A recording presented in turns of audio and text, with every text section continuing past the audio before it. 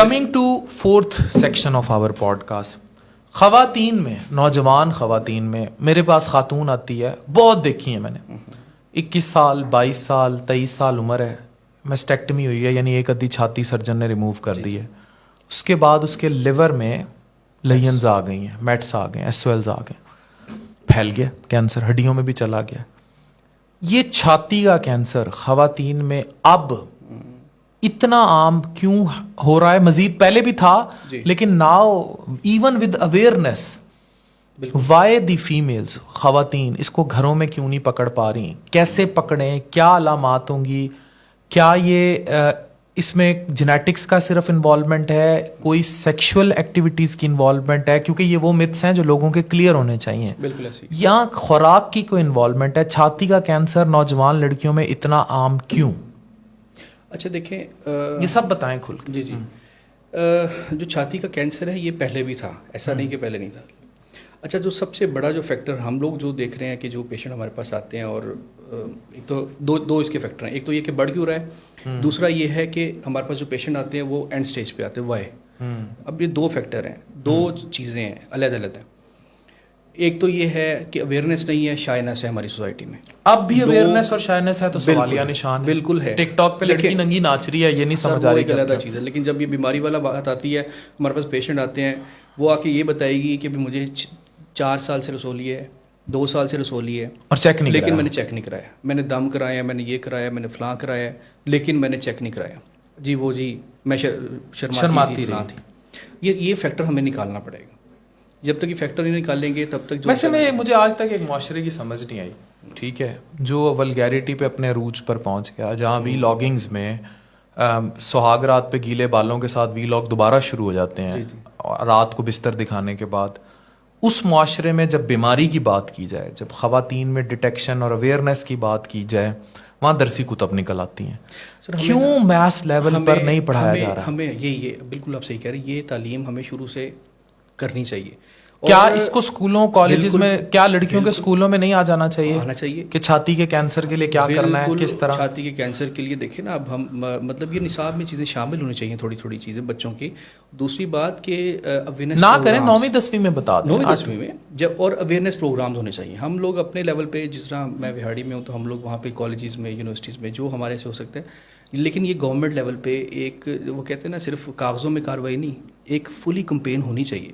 7% تھا 2000 میں breast cancer کی ریشیو، اس ٹائم وہ 16% پہ چلا گیا، یعنی 7% سے 16% پہ چلا گیا۔ اور پاکستان میں جو ہے وہ مطلب ہر سال 90,000 نیو کیسز آتے ہیں، جس میں سے 40,000 کے قریب یا اس سے بھی زیادہ پیشنٹ جو ہیں وہ ایکسپائر ہوتے ہیں۔ وہ کیوں ایکسپائر ہوتے ہیں؟ کہ لیٹ ڈائگنوسس کی وجہ سے۔ اس کا رزلٹ بہت اچھا ہے، مطلب اگر ہم اس کا ارلی ڈائگنوسس کریں، ارلی ٹریٹمنٹ کریں اور ارلی اس کا علاج کریں تو بریسٹ کینسر کا جو ٹریٹمنٹ ہے وہ 95% تک بھی اچیو ہوتا ہے۔ لیکن وہی بات ہے کہ اگر اس پہ ڈیلے کیا جائے، لوگ اب اس میں نا 2 کمپوننٹ ہے، ایک سرجری ہے اور ایک کیمو تھراپی ہے۔ اب کچھ لوگ ہیں وہ کہتے ہیں نہیں ہم نے صرف ٹیکے نہیں لگوانے، فلاں نے ٹیکے لگوائے تھے وہ مر گئی، فلاں نے چیرا لگوایا تھا وہ مر گئی۔ یہ ہمارے جو بیٹھے ہیں پھر وہی ٹھیک ہے شف ہاں، تو یہ غلط بات ہے نا سر، یہ غلط بات ہے۔ اب یہی اسی معاملے میں تو ایجوکیٹ کرنا ہے۔ صحیح، اگر ہم یہ ایجوکیٹ کریں گے تو چیزیں جو سی ہمارے کنٹرول میں رہیں گی۔ ہاؤ ان گھر ایک نوجوان لڑکی ہے، میں ہوں 24 سال کی، 22 سال کی، 20 سال کی، میں کیسے بریسٹ گھر میں ایگزامن کروں؟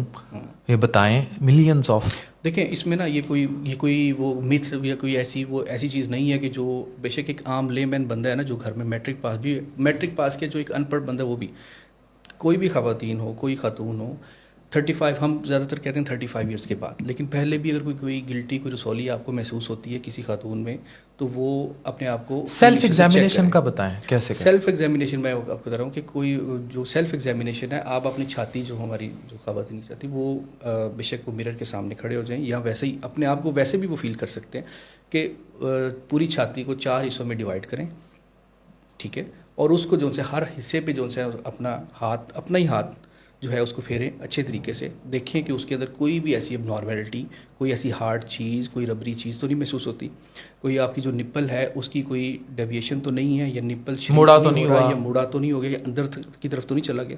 اگر کوئی بھی آپ کو نارملٹی محسوس ہوتی ہے اس میں، اور یہ آپ ہر خاتون کو چاہیے کہ ہر 3 ماہ میں ایک دفعہ کم از کم اپنا لازمی سیلف بریسٹ ایگزامینیشن شیشے کے سامنے کھڑی اور یہ سب کریں جی کریں. پھر اور اگر آپ کو کوئی نارملٹی ملتی ہے تو اب آپ کے جو بھی کوئی قریبی کوئی ڈاکٹر ہے یا جو اس کا ایکسپرٹ ہے آپ اس سے رجوع کریں. تو ویسے ڈسچارج کوئی جی پس کا آنا، کوئی پس کا آنا، کوئی ڈسچارج ہے، کوئی بلڈ کا آنا، کوئی ریشے کا نپل کے رنگ کا چینج ہو جانا، نپل کے رنگ کا چینج، اس طرح کی ساری چیزیں ہیں نا، کوئی بھی نارملٹی کا. تو اس میں یہ بھی ہے. اچھا ایک اور چیز کہ یہ جو بریسٹ کینسر کی جو بیماری ہے یہ ہماری جینیٹیکلی بھی امپیکٹ ہوتا ہے. بالکل بالکل، کہ اگر والدہ ان کو زیادہ کیئرفل ان کو زیادہ کیئرفل ہونا چاہیے، تو ان کو لازمی کیئرفل ہونا چاہیے. اور اگر اس میں بھی کوئی جینیٹک پرابلم آتی ہے، آج کل تو ٹیومر مارکرز ایسے آگے کہ ہمیں پہلے پتہ لگ جاتا ہے. اینجلینا جولی نے جی یو نو دیٹ انہوں وہ نے بات ہمیں میسٹیکٹمی کرائی کہ پہلے ہی انہوں نے یہ بتا دیں.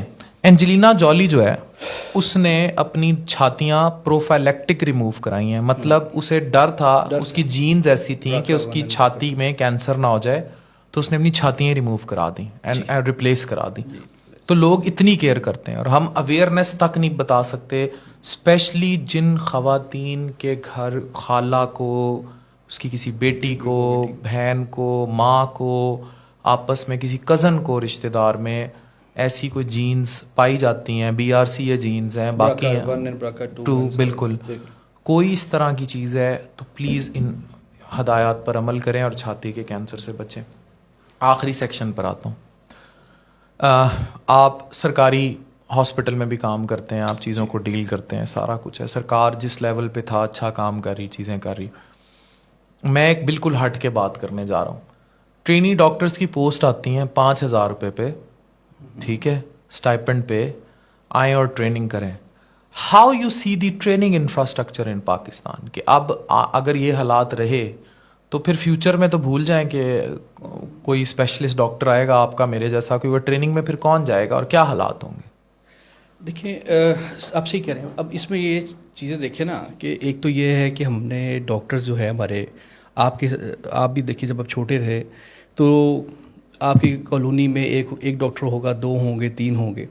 اب ظاہر سی بات ہے جب ڈاکٹرز بن ہی زیادہ رہے ہیں، ہماری جو ہے پاپولیشن بہت زیادہ بڑھ گئی ہے. وہ چائنا کھلا ہوا ہے، رشیا کھلا ہوا ہے، ٹھیک ہے. اب ڈاکٹرز کی جو کوانٹٹی بڑھ گئی ہے، جب جس نے بھی ڈاکٹر بننا ہے اس نے آگے ٹریننگ تو کرنی. اور آگے ہم لوگوں نے انفراسٹرکچر اپنا وہی ہے، مطلب ہمارے ہاسپٹلز، ہماری سلاٹس، یہ ساری چیزیں وہی ہیں، ٹھیک ہے. تو وہ جب تک ہم نہیں بڑھائیں گے تب تک ہم اس کو کوپ اپ نہیں کریں گے. اب آپ کو پتہ ہے کہ جو بھی آتے ہیں جاتے ہیں، چائنا سے کر کے آ رہے ہیں یا رشیا سے کر کے آ رہے ہیں. اب انہوں نے کچھ نہ کچھ تو کرنا ہے آگے. اب آپ اس کو فری بھی کہیں گے نا کہ آپ ٹریننگ کرو تو وہ بھاگ کے آئے گا، تو ظاہر سی بات ہے پھر وہ ٹریننگ کا معیار بھی نہیں رہتا. تو یہ تو ہمیں چیکس کہیں نہ کہیں تو کرنے ڈالنے پڑیں. چین، روس اور پرائیویٹ میڈیکل کالجز جی ہسپتالوں پہ لعنت کیوں پھیر دیتے ہیں؟ مطلب why they do not build training teaching hospitals? دیکھیے یہ ہونا چیز ہے. یہ تو اب دیکھیں نا، یہ تو گورنمنٹ کو رول بنانا چاہیے کہ پہلے اسپتال بنائے پھر میڈیکل کالج. سر ہسپتال بھی بنے ہوتے ہیں، ہاسپٹل بھی وہ شو کرنے کے لیے بناتے ہیں ان کے پتہ ہے مجھے، لیکن انفراسٹرکچر ویسا بلڈ نہیں کرتے. میں ایک بات سمپل سی بات ہے، آپ بھی ملتان میں رہتے ہیں، مطلب ہمارے بچے ہیں جو پرائیویٹ میڈیکل کالج میں پڑھتے ہیں، ان پہ پابندی ہو کہ وہ جہاں پہ پڑھیں گے ادھر سے ہی وہ اپنی ہاؤس جاب کریں گے اور ادھر سے ہی ٹریننگ کریں، اسپیشلائز ٹریننگ کریں. بالکل. تو پھر جو ہے یہ چیزیں امپروو ہوں گی. جب آپ سارا بوجھ سرکاری ہاسپٹلس پہ آ جائے گا تو ظاہر سی بات ہے سلاٹس تو لمیٹیڈ ہیں، تو پھر وہ ساری پکڑ دکڑ یہ وہ کیا اور شعبے اسپیشلی خاص کر IT کے شعبوں کو اوپر نہیں آ جانا چاہیے؟ IT کو دیکھیں. اب میں بتاؤں نا، اب ڈاکٹر ہیں میرے پاس آتے ہیں، وہ 30,000 پہ بھی کام کرنے کو تیار ہیں، 40 پہ بھی. لیکن جو IT کے بندے ہیں جن کے پاس کوئی اسکل ہے، ہنر ہے. میرے پاس ایک بندہ ہے، یہ سارے جو آپ بورڈز دیکھتے ہیں نا، لیور ٹاور اور یہ جو بورڈز اس نے ہاسپٹل کے بنائے ہیں، جو 3D پرنٹس بناتا ہے، اس کو کبھی کوئی میں میسج لکھ کے بھیج دوں نا، اور اس کا مجھے آگے سے میسج آتا ہے، سر جی ویکس کر دو. اچھا مطلب ویکس کر دو، مطلب وائس بھیج دیں. میں اس کو وائس بھیج دیتا ہوں، اس کے بعد وہ لیور کے اسپیلنگ بھیجے گا LEVER، پھر میں اس کو ٹھیک کر کے بھیجوں گا، پھر وہ آگے کہے گا سر جی ہون چیک کرو، وہ ٹھیک. وہ بندہ، میں نے اس دن اس کو روک کے پوچھا، میں نے کہا تو مہینے کا کتنا کما لیتا ہے؟ وہ یہ 3D امپرنٹس اور یہ بناتا ہے، جھولے بناتا ہے، اس طرح چٹا ان پڑھ ہے، ٹھیک ہے. وہ کسی کو آگے بھیجتا ہے، وہ اس کو بنا کے لکھ کے دے دیتا ہے اور وہ پھر اس کو بنا لیتا ہے 3D ڈیزائنز اور یہ وہ. کہتا ہے 5 سے 7 لاکھ 8 لاکھ مہینے کا کما لیتا ہوں. اسکل ہے اس کے پاس، ہنر ہے. ہاں، پڑھا لکھا نہیں ہے.